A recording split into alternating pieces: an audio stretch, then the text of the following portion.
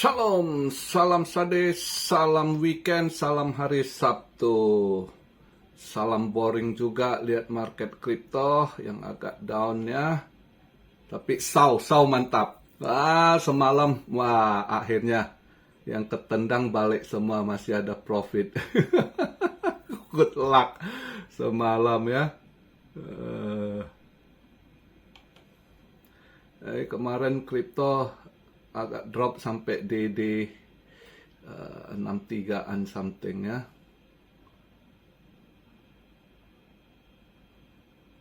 Agak ini. Ini kenapa agak lelet pula signal ini.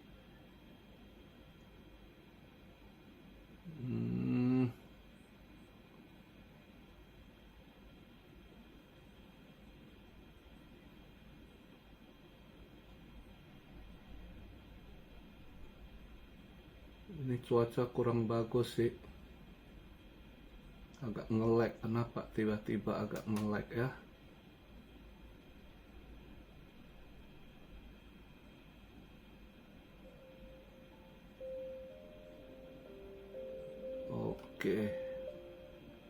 Oke, udah balik normal signalnya hari ini. Mungkin cuaca sih. Nah. By the way, tadi dia daily nutup di 641 ya. Kurang bagus. Ini saya buat video posisi market cap di 2 triliun, 34 billion, masih drop 0,5%. Volume juga drop 3,7% di 66 billion. Nah, dominance ada turun sedikit ya dibandingkan 3 hari ini, bertahan dia 54,2 nih, turun sedikit 54,1. Nggak ada ininya. Ini saya buat video posisi BTC di 64.268, Ethereum di 3.507 dolar, BNB 583, Solana 134, XRP bertahan, paling stabil. Dia BTC drop juga dia tahan di 48 terus. XRP, koin Majapahit bertahan dia ya. Kondisi begini yang hold XRP mentalnya aman, nggak goyang. Aduh, memang. Nah, kita lihat ini pada agak drop juga ya. Nah, market gini kentang ya. Ini kripto kentang gini ya paling nggak enak. Ini nggak bisa di trade gitu. Jadi semalam udah ada rezeki lah ya di ini di SAU, lumayan tebal dapatnya ya. Ya seperti saya perkirakan ya masuk semalam ininya. Nah, kalau dilihat kemarin ya data ekonomi di Euro jelek loh. Itu terutama manufacturingnya, PMI-nya, wah merah semua, rapot merah semua ya untuk Euro, entah itu Jerman, Prancis ya, PMI manufacture jelek.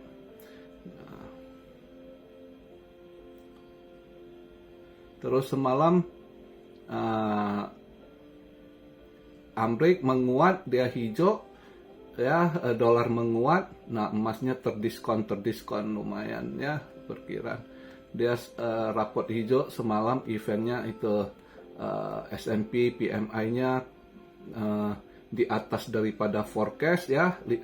Forecast diperkirakan turun 51,0, justru dia keluar 51,7, lebih tinggi dikit dari previousnya 51,3 ya.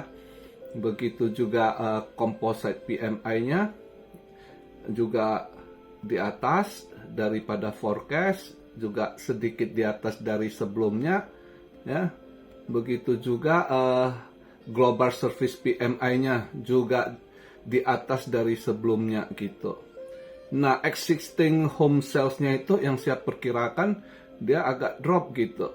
Ya, justru hijau, dipoles hijau juga. Nah, ditambah Fed Monetary Policy Report juga dipoles bagus. Nah, goldnya dropnya lumayan ya semalam. sampai drop 40 dolaran lebih kurang ya. Emas, perak drop dia, logam mulia lah semalam drop ya. Dengan dolar agak menguat. Dolar yang kemarin dia di 104,9 naik, dia nutup dia di 105,4. Nah, yang ketekan yen, dolar menguat, yen makin jeblok, udah hampir ke 160 lagi ya. Tadi yen nutup di 159,7. Waduh. Ini anak-anak yang kerja di Jepang yang ngirim-ngirim ini pusing kepalanya. Kalau untung rupiah melemah juga. Kalau rupiah menguat, wah mereka kirim duit tambah kurang. Ya kan? Apalagi kalau orang tuanya kirim ke orang tuanya jadi bingung. Kok makin berkurang, Dek? Padahal kursnya yang melemah terus. Untung rupiah juga melemah gitu. Jadi mungkin agak kebantu juga buat mereka anak-anak perantau lah ya. Jadi market hari ini ya nggak gimana. Kalau hari ini sih dengan lihat posisi ininya juga kripto ya kentang gitu ya, nggak bisa santai lah di weekend ini. Kalau saya pribadi hari ini habis buat video keluar bentar lah, jalan bentar sama istri ya, weekend gini. Market nggak gimana. Tapi ini hari ini sebelum saya tutup singkat saya bahas sedikit. Kalau kita lihat sedikit kita lihat ke posisi politiknya ya, yang saya mau ingatkan buat kalian. Dengan kondisi politik ini ya kita harap bisa tenang sedikit. Harapannya di summer ini kalau bisa tenang dikit, saya berharap emas bisa drop lagi gitu ya. Buat kalian kalau emas drop lagi, kalian boleh cicil-cicil gitu ya. Cicil lah emas kondisi saat begini ya. Ini harus dilihat untuk kedepannya itu ini makin runyam gitu ya. Ini dengan kunjungan Putin ke North Korea ini adalah satu sign yang tidak baik untuk dunia gitu ya. Ini Putin udah kelihatan dia mulai bangun aliansi ya. Habis dari ke North Korea, Korea Utara terus ke Vietnam ya. Itu dia mulai bangun aliansi juga gitu. Ya. Nah, terutama dengan North Korea ini yang sama-sama punya nuklir, ini yang kedepannya semakin runyam gitu ya. Dimana dari Eropa, France juga ngajak-ngajak ini mau perang, dan Polandia juga mulai provok, mulai ini Polandia yang nanti jadi pemicu si Putin marah lagi, bisa aja dari situ nanti ya perang berlanjut lagi gitu. Itu makanya mumpung nanti masih ada waktu sebelum ini kejadian ya. Ini kalau Anda tanya saya dulu kan banyak wah perang dunia 3, perang dunia World War 3 gitu kan, saya selalu reject ya, saya bilang belum. Nah, ini begitu Putin keluar ini kita udah harus hati-hati ya. Nah, sekarang saya baru mau bilang ini udah masuk sign-nya ya. Nah, kalau sudah Putin mulai keluar bangun aliansi ya, itu kita udah harus hati-hati, wanti-wanti ke depannya gitu. Nah, apa yang harus dipersiapkan? Cicil emas gitu ya. Apalagi kok Anda yang di luar gitu ya, di perantauan atau Anda di Amerika ya, cicil beli koin gitu ya. Jangan beli ada duit besar pun jangan beli sekali banyak juga, cicil kan. Karena kalau ada sesuatu hal terjadi, Anda mau jual dikit-dikit bisa sesuai kebutuhan gitu ya. Apa yang kedepannya terjadi ya kita nggak tahu pastinya, 1 tahun depan, 2 tahun, 3, 5 tahun ke depan. Tapi yang udah jelasnya kondisi sekarang, saya bisa kasih masukan, andai kata emas drop, kalian boleh pelan-pelan cicil nabung ya. Karena kalau lihat kondisi begini, di mana mereka negara yang punya nuklir, aliansi ya, terus kondisi bukan membaik, justru terus makin memanas ya. Begitu juga di sisi Middle East-nya yang Israel juga tambah melebar perangnya ke Lebanon lagi dengan Hizbullah ya, yang belum ada sampai titik temu. Ini makin nggak jelas.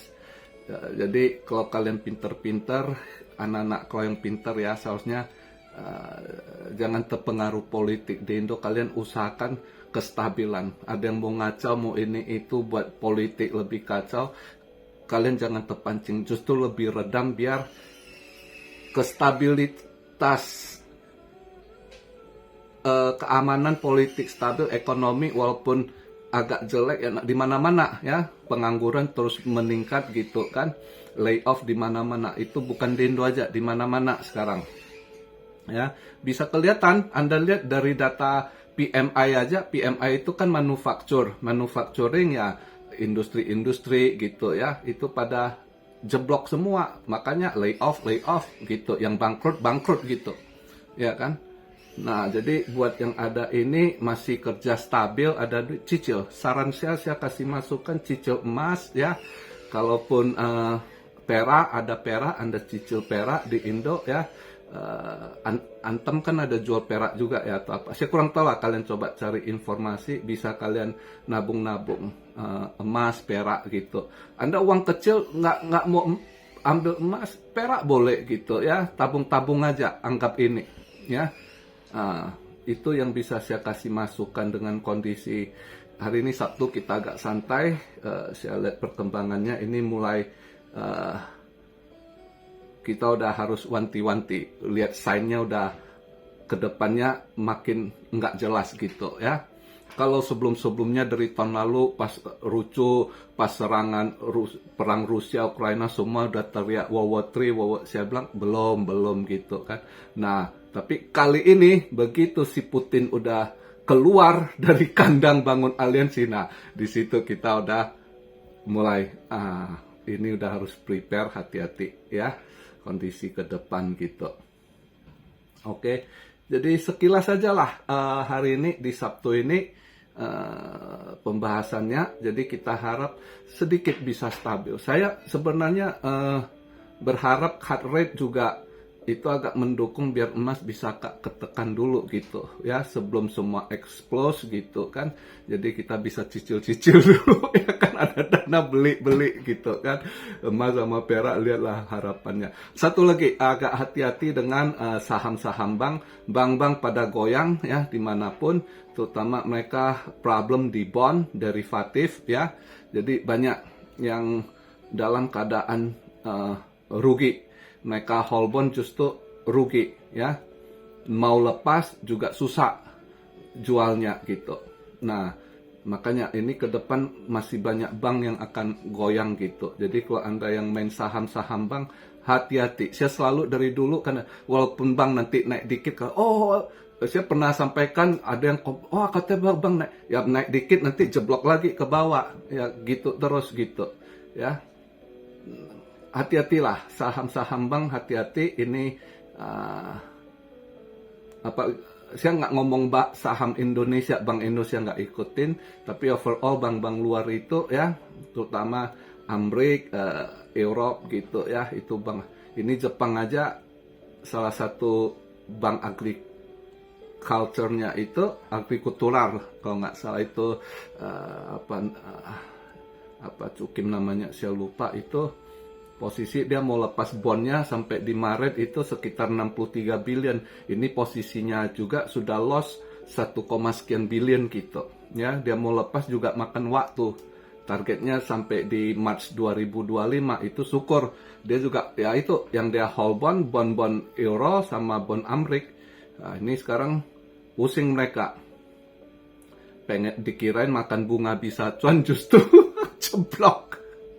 Nah, buat kalian yang main saham, untuk bank sementara hindari dulu. Kalau lihat beritanya, bank-bank makin banyak yang rugi kondisi, terutama yang banyak hold bond gitu ya, pegang bond gitu. Jadi begitu aja video di hari Sabtu ini, santai. Kita lihat nanti hari ini Sabtu, weekend ini gimana nutupnya. Minggu depan event penting ya, Kamis Jumat itu lebih penting. Minggu depan saya tadi ada cek bentar, itu minggu depan di Kamis dia ada GDP, terus Jumatnya PCE. Ya, itu 2 event penting juga yang dipantau sama Fed. Jadi mungkin nanti di minggu depan lebih ini sedikit gejolak market di Kamis Jumat mungkin. Oke, begitu aja pembahasan di video hari Sabtu ini. Relax, santai, luangkan waktu buat keluarga. Market yang lagi kentang gitu juga nggak susah mau cari cuannya, ya kan? Mending nggak usah pusingin, istirahat bentar biar kepala kita lebih relax, lebih clear, lebih ini nanti ya kan. Senin lihat market lagi gitu. Oke, salam Siario dari Tokyo. God bless you all. Have a nice weekend. Be blessed, be blessed, be blessed. Immanuel, haleluya.